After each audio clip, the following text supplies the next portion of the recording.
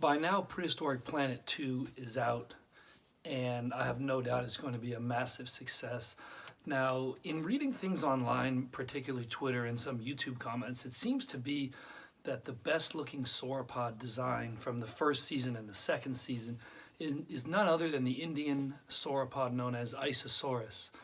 And I'll be honest, it was an animal that I had never heard of, and this is why I really appreciate what season 2 of Prehistoric Planet did.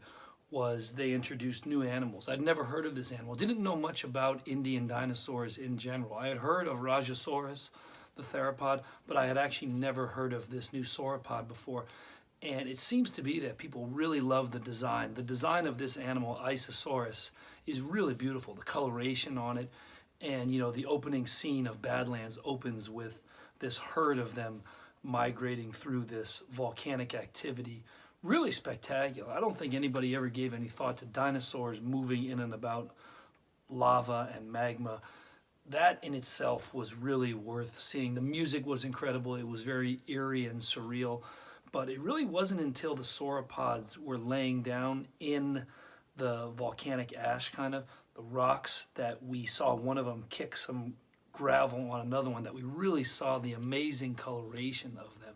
It was spectacular, and it really blended into their environment, and it made the animal seem very believable. And again, when you add stunning visuals, which Prehistoric Planet did and Prehistoric Planet 2 have done, you add amazing music.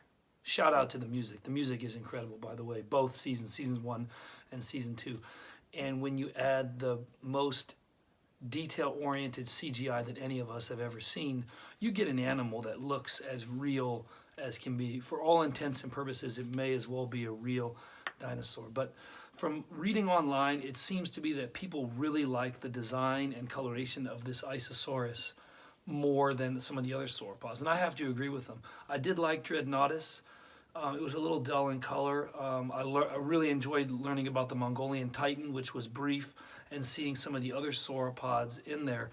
But those animals were kind of a dull coloration. This animal had a white face and had some gray and brown swirled into it, and it was just a really beautiful animal.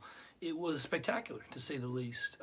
It was one of the highlights. Seeing this sauropod was one of the highlights of season 2 for me. It was really breathtaking, and just the way they lived and the way they would have used this volcano for incubation for their eggs was just really fascinating and seemed very believable. The way their big limbs were kicking at the gravel, covering the eggs.